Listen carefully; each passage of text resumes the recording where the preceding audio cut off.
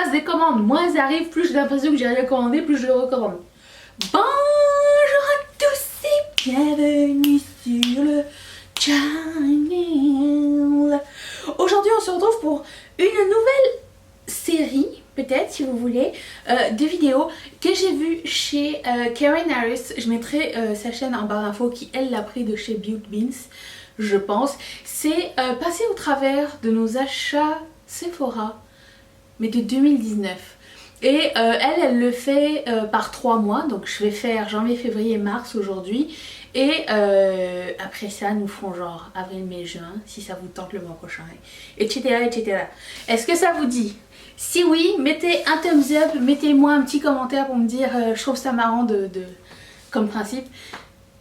Vous pouvez attendre la fin de la vidéo avant de vous décider parce que je sais pas du tout ce qui va se passer. Mais je vais me tasser ici et du coup je n'ai pas été regarder mes anciens achats. Je vais les redécouvrir avec vous et du coup il a fallu que je remette l'application Sephora sur mon téléphone. C'est plus pratique pour moi.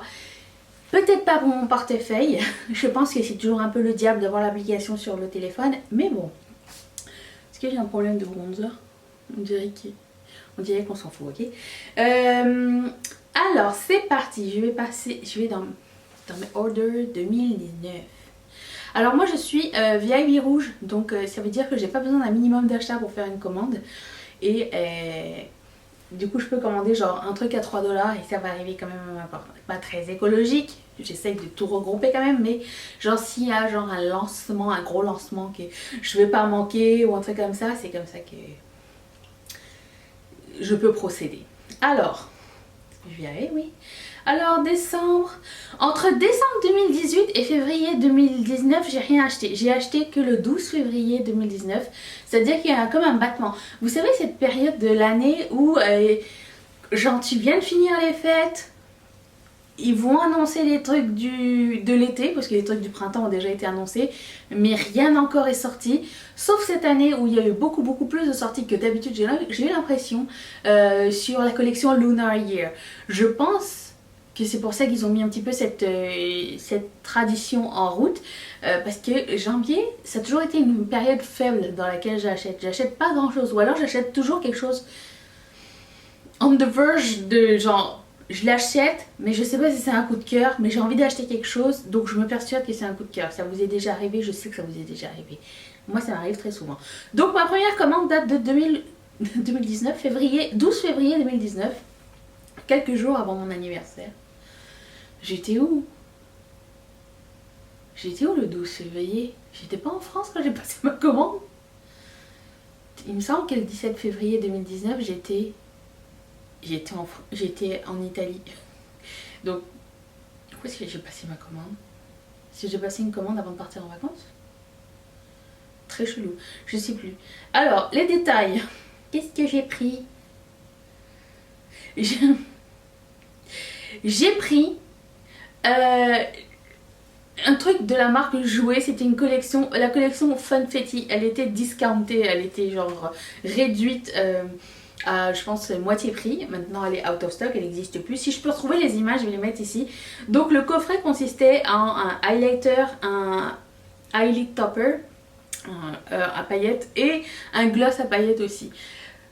Que sont devenus ces produits? Eh bien j'aimerais vous dire que le highlighter a été une super redécouverte l'année dernière, parce qu'en fin d'année j'étais plus sûre et certaine si j'aimais toujours ce produit, ou c'était au début de cette année.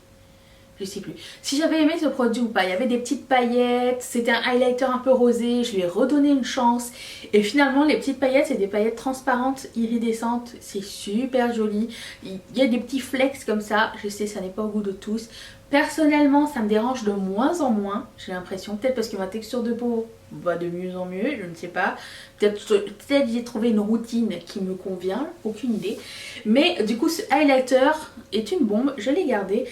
Malheureusement c'est pas un highlighter qu'on peut trouver en vente chez Jouet dans la collection régulière. Je sais qu'il revient de temps en temps, si ça vous tente je pourrais vous aviser quand ça va arriver.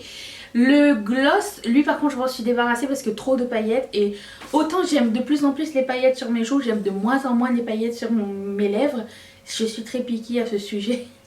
Et donc le gloss, je l'ai déclutter et j'ai gardé le glitter pour les yeux parce que je l'ai trouvé magnifique. Il était genre holographique, iridescent, argenté, magnifique. Cette collection était vraiment très mignonne.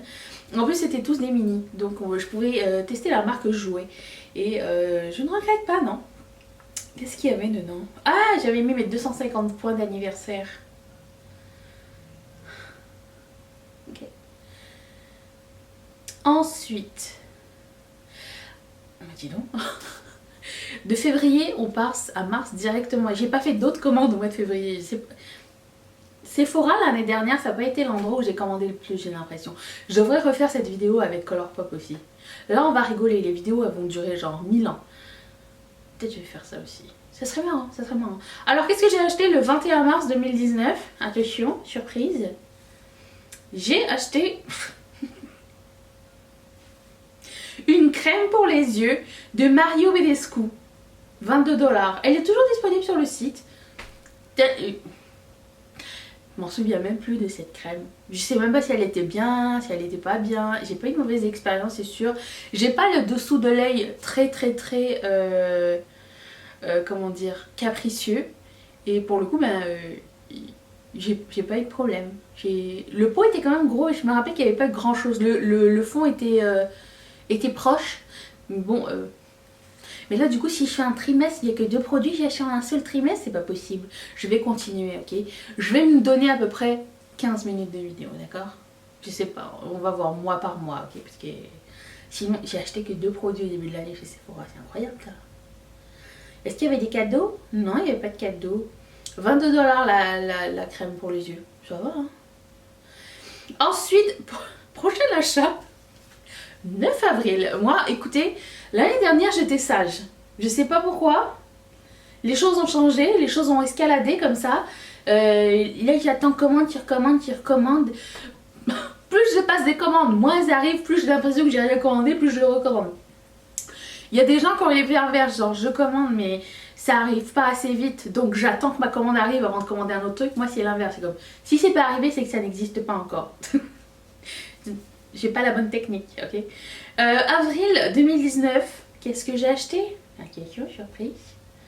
J'ai acheté le mist de Morphe parce qu'au Canada on a Morphe chez Sephora et du coup je l'avais acheté, mais je pense qu'il y avait un espèce de... Il n'y avait pas quelque chose spécial dedans? Non.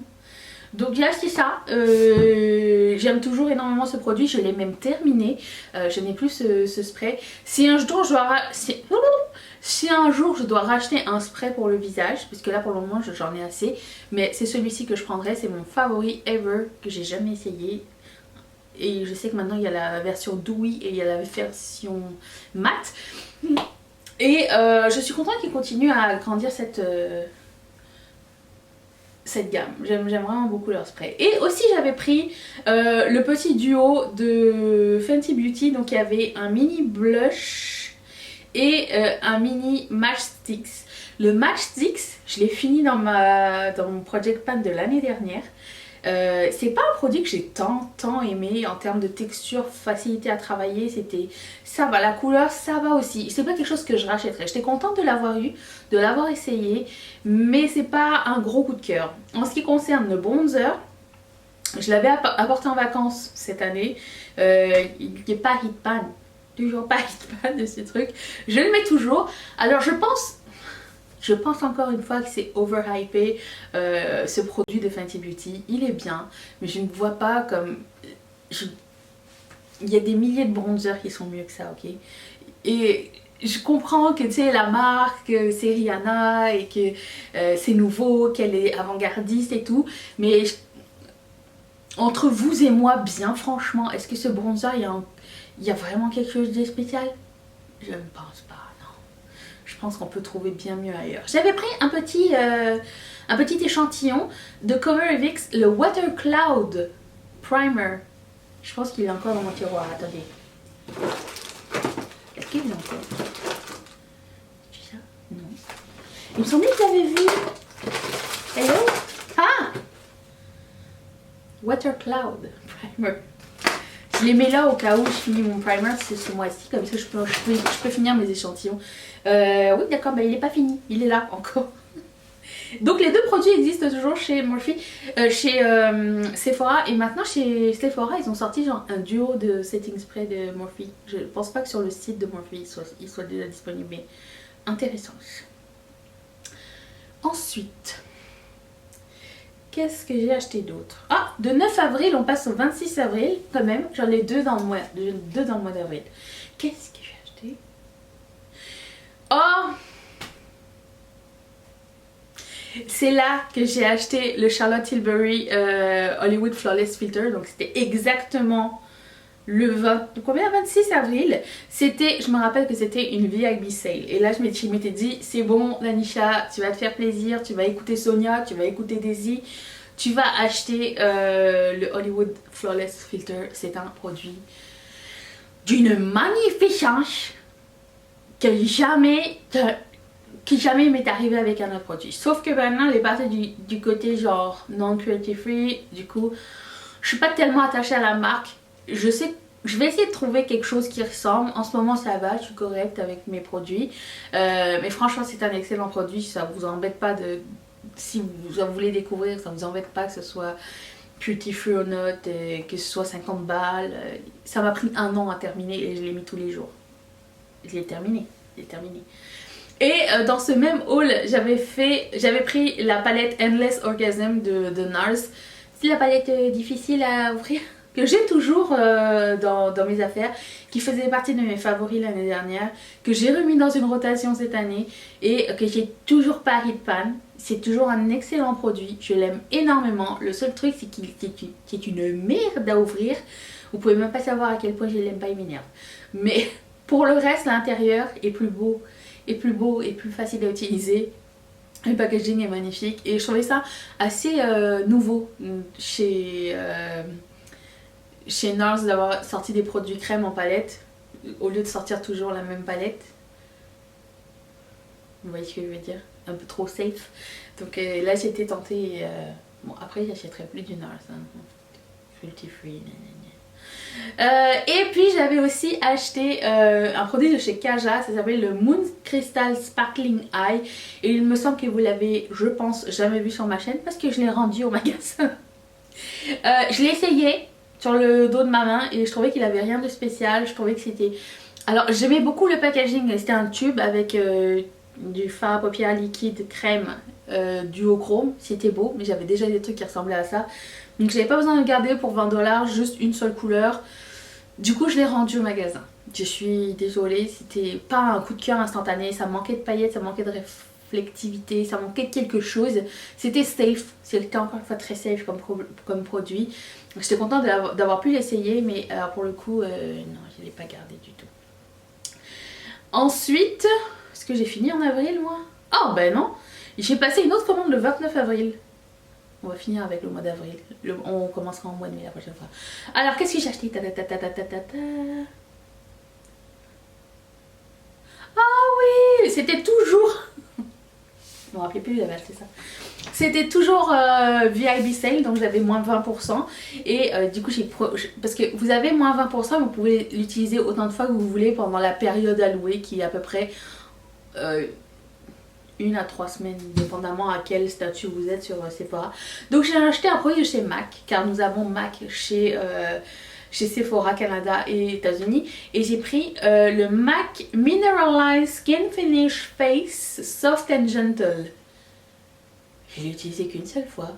Et il fait partie encore de mes highlighters que j'ai pas réutilisé. J'en ai vraiment beaucoup, je fais une rotation, mais même là je suis pas rendue à 1 an après. Donc je l'ai pas réutilisé. Je sais que j'ai eu une bonne expérience. Mais je me rappelle pas si c'était mémorable, si c'était comme le produit comme oh, je regrette pas de l'avoir acheté depuis le temps que tout le monde en parle. C'est parce que tout le monde en parle depuis super longtemps. Ça et Warm Soul. Et à un moment donné, il va falloir que je cave et que j'essaye. Et depuis, il a dû sortir 40 000 dupes. C'est juste que moi, je vais essayer. C'était quoi le hype sur le truc? Donc j'avais moins 20%.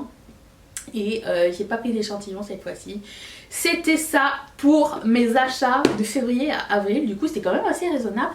J'aimerais bien savoir si ça vous tente qu'on refasse cette vidéo. Regardez vous dans vos historiques, voir Dites-moi qu'est-ce qui vous a plus surpris dans votre historique Sephora l'année dernière, ça serait marrant que vous mettiez ça en commentaire. Et est-ce que vous allez être là demain? Parce que moi oui. Bye.